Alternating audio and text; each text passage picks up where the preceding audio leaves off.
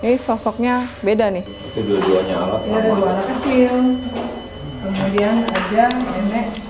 Siapapun yang ada di sini boleh berinteraksi lewat spirit box kita. Ada nggak pengalaman horor pada saat Mbak make upin Pengalaman jenazah? horor, saya nggak tahu itu disebut horor atau enggak ya. Cuma menurut saya itu di luar pemikiran saya aja, gitu kan. Yang pada awalnya baik-baik aja, tiba-tiba di tengah-tengah itu dia keluar air mata.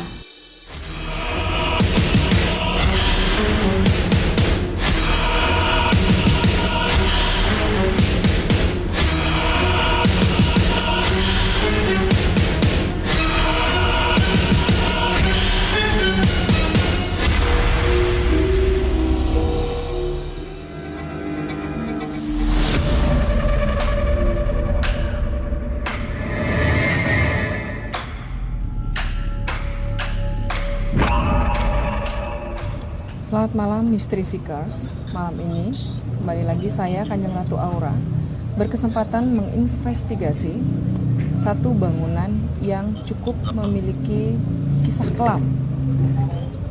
Bahkan bangunan ini juga membuat warga sekitar setiap kali melewatinya itu merasa takut dan membuat suasana di malam hari cukup mencekam.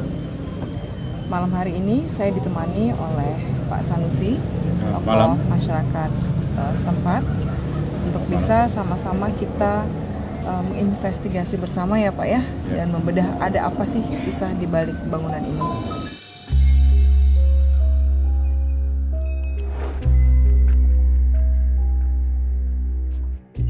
Rumah duka dan krematorium kerap dihindari orang terkecuali jika ada keperluan kedukaan kerabat maupun orang lain yang dikenal.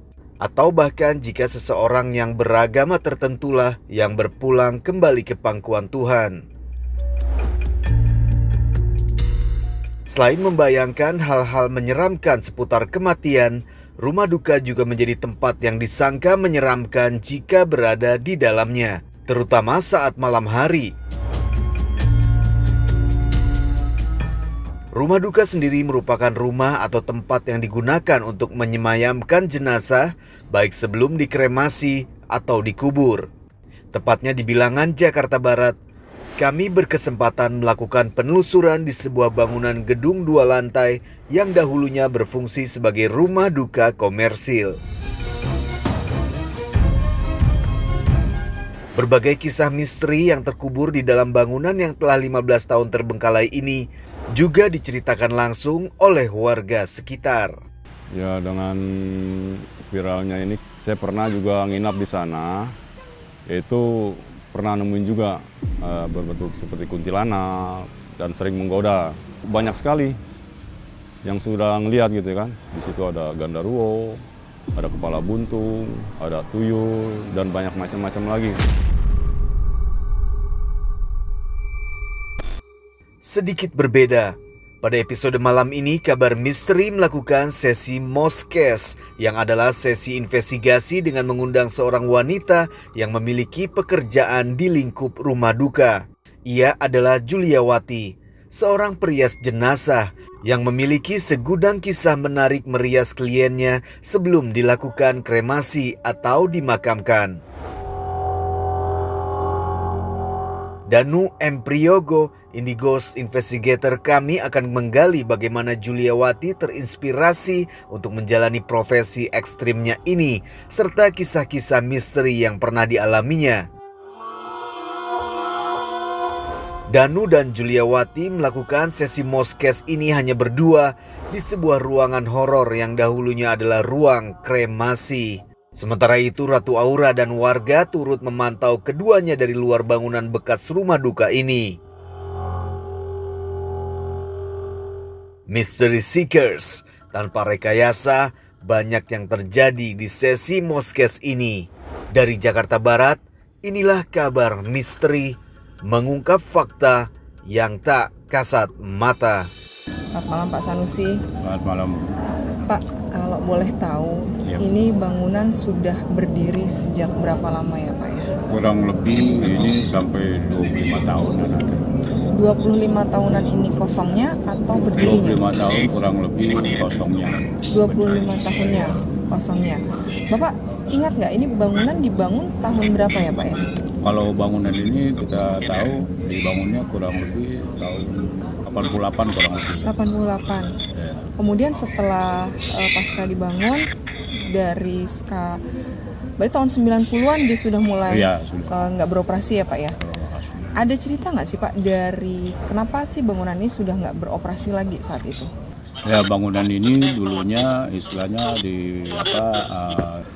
setelah pindah ya kan ditempati dengan ada penghuninya juga situ ya kan yang sudah nempati, lama kelamaan ya sudah nggak ada itu ya pada kosong begitu aja sudah. Jadi beroperasi hanya 4 tahun ya Pak? Ya kurang lebih lah. 4 tahun 5 tahun.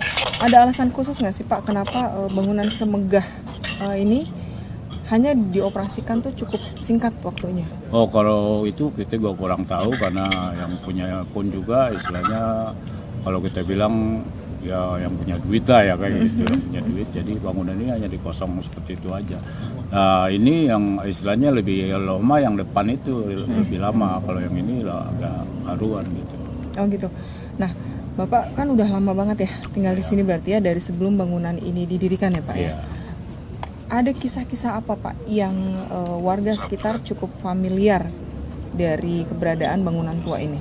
Kalau bangunan keluar ini yang pada pekerjaannya sini ya bukan ini juga, masih sanak saudara juga kerja sini dulu sebagai security. Dia soalnya melihat ya kan ada manusia kepalanya nggak ada, terus anak kecil dan berikut sama apa kau bilang nenek-nenek gitu. Terus yang lebih menyeramkan lagi katanya sejenis genderuwo. Genderuwo. Sosok genderuwo yang besar ya Pak ya? Iya, yang besar. Mungkin lebih tepatnya ini kalau yang saya lihat adalah buto ijo. Seperti itulah. Ya. Oke, Misteri Seekers, kita akan sambil melihat mobcast Mas Danu dan Mbak Juli yang saat ini sudah berada di dalam bangunan tua yang ada di dekat kita saat ini.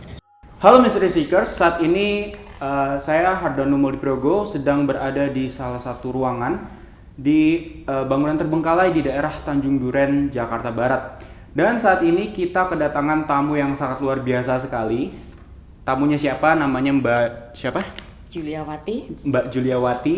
Dia profesinya itu sangat jarang di Indonesia teman-teman, yaitu sebagai make up jenazah. Betul ya Mbak? Betul.